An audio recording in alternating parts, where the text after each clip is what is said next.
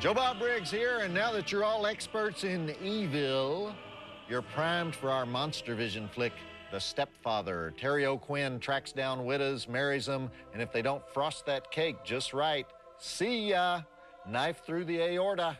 So Shelley Hack better watch out, stay with me, and make room for Daddy. Make room for the stepdaddy. See Monstervision host Joe Bob Briggs next on TNT.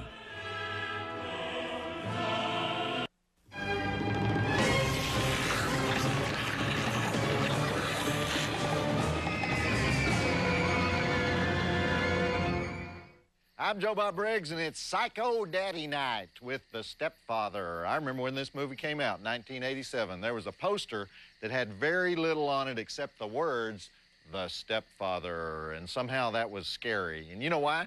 Because daddies in the 80s were terrifying. So stepdaddies were all the more terrifying. Bad decade for fathers. They were just moving on, weren't they? And hey, there's nothing wrong with moving on. You know that word that women use, commitment? You know, men go, who wants to be committed? That's the same thing they do to you in a mental hospital. But sociologists say the problem with America is there's not enough commitment. People have throwaway girlfriends, throwaway husbands, throwaway people in general. Got to change jobs, got to move, got to get a whole new wardrobe, a whole new set of faces around you. I beg to differ. I think we have too much commitment. Because why is it that when two people get deep into a relationship and the girl starts to go totally psycho, the guy always tries to fix it? At the moment when the brain is going, run, run like the wind, the heart is going, oh, poor baby, you stabbed your mommy, let me help you out. And why is it that when either side says, I hate you, get away from me, I never want to see you again, the response is always, oh, come on, we can work it out, honey. I mean, wouldn't everything work out better for everybody if the dialogue went something like this? Do you want to be with me? Nope. Goodbye. Instead, it goes like this. You want to be with me? Nope. I love you. You know, what happened in the 90s? Did everybody go to a low self-esteem convention or something? When did everybody start saying, oh, you mean she hates my guts? I've got to have her. And it happens in reverse, too. The conversation can go like this. I love you, but I barely know you. Okay, then I'll go away. In that case, I love you, too. Do you realize that marriages are based on nothing more than somebody trying to prove that they did not get dumped?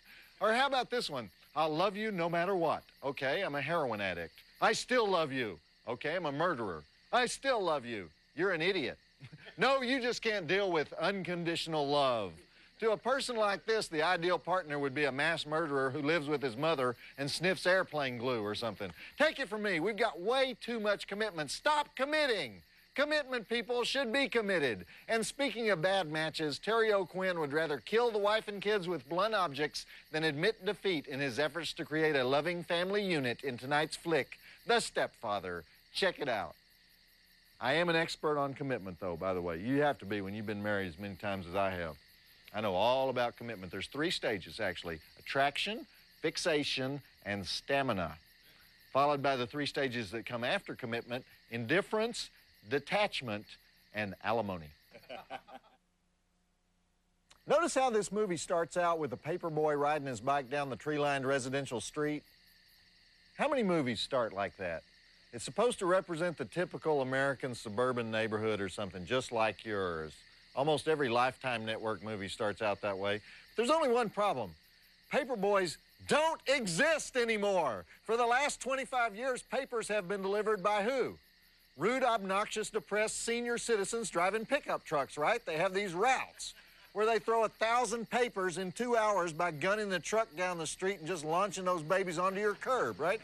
You know where we still have cute paper boys on bicycles? In the movies. Only in the movies do we have that. Anyway, Terry O'Quinn doing a fine job as Scary Jerry, the homicidal stepdaddy. Terry O'Quinn kind of specializes in stepfathers. Remember My Stepson, My Lover? From 97, Terry marries Rachel Ward, and then she starts making the sign of the 2-headed trumpet fish with his son. Look for that on the Lifetime Network. And, of course, Terry has also starred in many a failed TV show created by Chris Carter, guy who created The X-Files. Anyhow, I'm not sure I support opening this movie with him killing his whole family, because doesn't that give it away too early? Kind of takes the mystery out of it. Remember in Fatal Attraction when Glenn Close goes all haywire and you're really surprised? The director, Joseph Rubin, he didn't want Jerry to seem sympathetic, so he did it that way. And by the way, do we think the doggie's going to get it in this movie? Depends if the producers thought they were making a B movie or an A movie. In A movies, the doggie is not allowed to get it. In B movies, the doggie's a goner. We'll see what they were going for as we continue with The Stepfather after the commercials. Of course, they do kill the dog in Mad Max. That's kind of Max's whole motivation. You know, what is this man capable of? They just killed his doggie. We'll be back with Joe Bob's Monstervision and The Stepfather after these messages.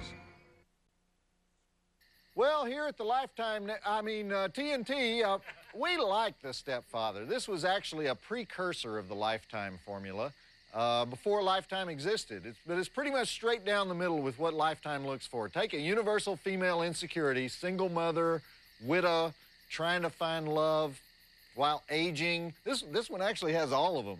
You know, and create what appears to be a Prince Charming solution to that insecurity, and then reveal the handsome prince to be the murdering psycho scum he was all along. The Lifetime formula actually increases female insecurity, in my opinion. This movie is based on a real-life murder case from 1971. A guy named John List of Metuchen, New Jersey, an accountant or an insurance broker, depending on who you talk to. He lost his job, but he kept doing his daily commute to New York City because he didn't want to admit that he was a big failure.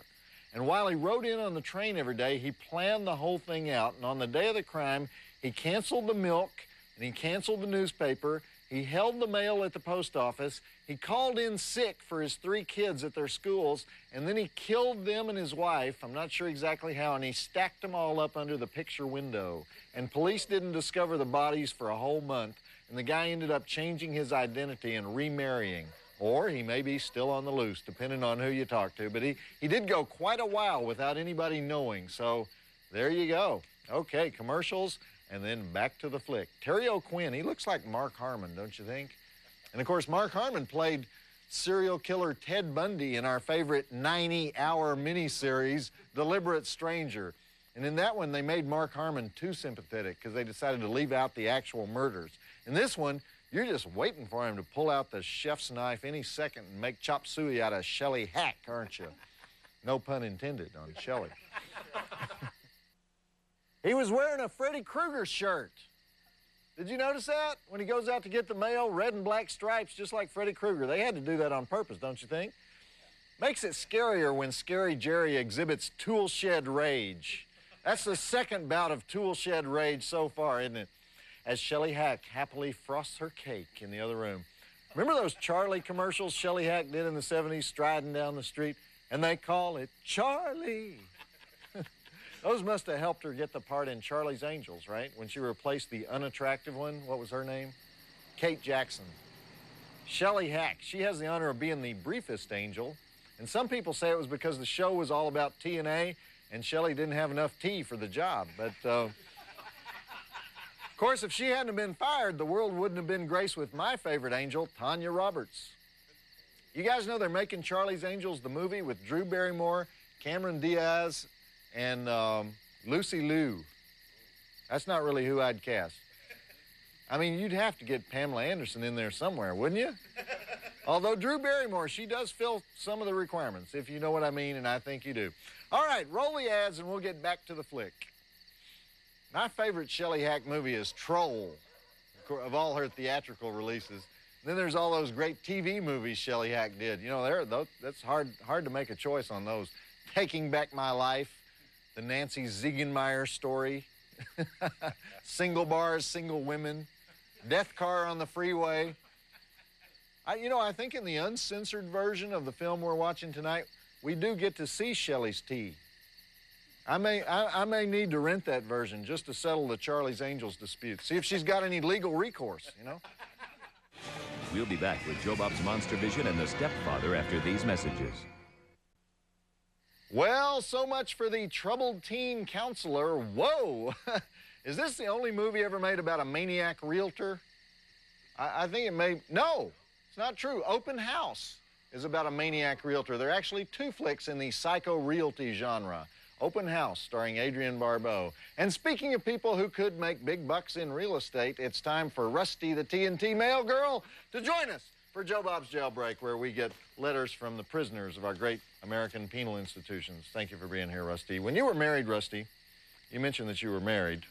When you were married, were you someone's evil stepmother? I can't imagine that you were, unless you were dressed like this. Why did I ever tell you that? Jeez, it only lasted about 5 minutes, and no, he didn't have any kids. Well, I only ask for a good reason, because a bunch of studies have shown that stepkids are more likely to have discipline problems. So, you know, they'll flunk a grade, drop out of school. Have you ever had any stepkids? Why don't you just give me that letter, huh? Let's not go there. This letter is from William B. Cassane of Carson City Correctional Facility in Michigan. That kid was messed up way before I got to him. All right, Sir Joe Bob. I like that, Sir Joe Bob. Hello from the state of Michigan, where visitors arrive as tourists and leave on parole. Business is booming, prison expansion, shipping inmates out of state to such places as the state of Virginia with no end in sight. Business seems to be so good, there are lines of would-be convicts lined up waiting to be admitted. I must be missing something. After nearly 25 years in prison, I can't understand why so many people are beating a path here. The MDOC is like a college fraternity. They allow anybody to join, but you play hell when the time arrives to resign. Maybe it's the excellent 4-star restaurant type of food being served, or it could be the very fashionable state blue clothing. But then again, it may be the excellent health care provided to inmates at places such as Dwayne Waters Hospital in Jackson, Michigan. Whatever the reason, the MDOC is attracting many clients. Jim Bob, you got it right the first time. Jim Bob, since you are more than qualified, why is it that you have not been allowed by the powers that be at TNT to produce and direct your own horror movie? It should be obvious to even a blind deaf mute of your genius. Respectfully, William B. Cassane, number 139591, Carson City Correctional Facility, Carson City, Michigan. William, I agree with you. I should be producing my own horror flick, and it sounds like Carson City wouldn't be such a bad place to film it. But appreciate the support, William. Free your mind, and your butt will follow. And any of you other guys out there that want to write in, do it care of TNT, 1010 Techwood Drive, Atlanta, Georgia, 30318. Or if they have email where you are, they do in some of the prisons. My address is joebob@turner.com. Oh, don't forget the Monstervision website. I don't think these guys are going to be going to the... Give it to them. All right. It's tnt.turner.com/Joe Bob. I think you'd be any boy's dream stepmother, actually, Rusty. You're disgusting. I was trying to say something nice. Any kid would want to be tucked in by you. Hell, I want to be tucked in by you. We'll be back with Joe Bob's Monstervision and the Stepfather after these messages. And now back to the Stepfather on TNT Monstervision. By the way, I forgot to mention during the last break that stepkids are 100 times more likely to get killed by a parent than yard monsters who are raised by 2 biological parents. And if I'd stayed married any longer to my 3rd wife, I might have been one of those stats, you know? I hadn't really talked about the guys who made this flick. It was written by Donald Westlake. He's a crime novelist. You may have heard of him. And it was directed, as I said earlier, by Joseph Rubin. Now, Joseph is famous for making the Pom Pom Girls back in 1976. Remember that with Robert Carradine, Melanie Griffith? He was only 25 when he made that, and it was a big drive-in hit. In fact, he made a slew of teenage drive-in flicks. He loves the idea of kids partying and fooling around while the movie's going on up on the screen, the whole rite of passage thing. And anyhow, after a bunch of those flicks, his career kind of cooled off for a while, and then he made his comeback with The Stepfather. Okay, let's do the ads and get back to it. The Pom Pom Girls, man, that is reputedly Bruce Springsteen's favorite movie. Need I say any more about that? Maybe, but I'm not going to. We'll be back with Joe Bob's Monstervision and the Stepfather after these messages. Do you guys get the feeling that the brother-in-law amateur detective Indian-looking guy subplot was kind of tacked onto this story? I can hear him in the meeting now. You know, we need a ticking clock here. How about a guy in a pair of ratty Indian boots going door to door? That would work. And I still think they're giving too much away. Wouldn't it be better if one of the other characters discovered somehow that the stepfather was starting another life somewhere else? There's no point of view here. Isn't that one of the basic movie rules? You have to have a point of view. We got Jerry's point of view. We got the daughter's point of view. We got the brother-in-law in the moccasins point of view. Too many points of view going on. But I still like the movie. Okay, let's wrap it up after the commercials. Go. Anybody remember about 2 years ago when that 8-year-old kid in Brooklyn was killed by his stepfather because he wouldn't clean the cat's litter box? How sad is that, you know? And not only was that guy a murderous, evil stepfather, he really was, but he was also the kid's uncle because the mom left her husband and married her husband's brother. Yucko, you know? Reminds me of that old joke, why do Southern guys go to family reunions? To meet chicks? We'll be back with Joe Bob's Monstervision and the Stepfather after these messages. And now back to the Stepfather on TNT Monstervision.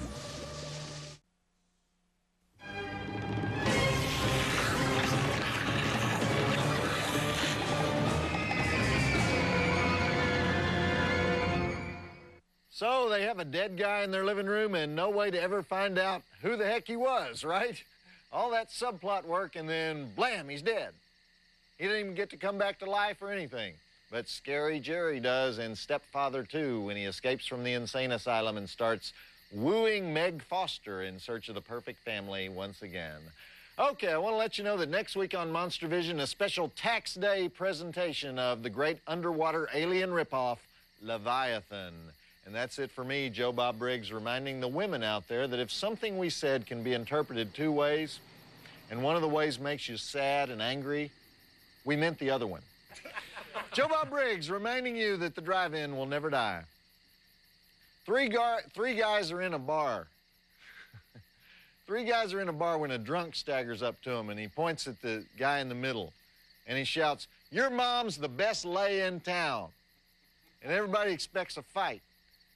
But the guy just ignores him. The drunk wanders off and he bellies up to the bar at the far end. 10 minutes later, the drunk comes back. He points at the same guy and he says, "I just had sex with your mom and it was sweet." And again, the guy refuses to take the bait. The drunk goes back to the far end of the bar. 10 minutes later, he comes back and he announces, "Your mom liked it so much." And the guy finally says, "Go home, Dad, you're drunk." Joe Bob Briggs reminding you that the drive-in will never die. Polar Bear goes into a bar and he says, "Can I get a gin and tonic, please?" And the bartender serves him one and he says, "Why the big pause?" And the Polar Bear says, "I don't know, I've always had them."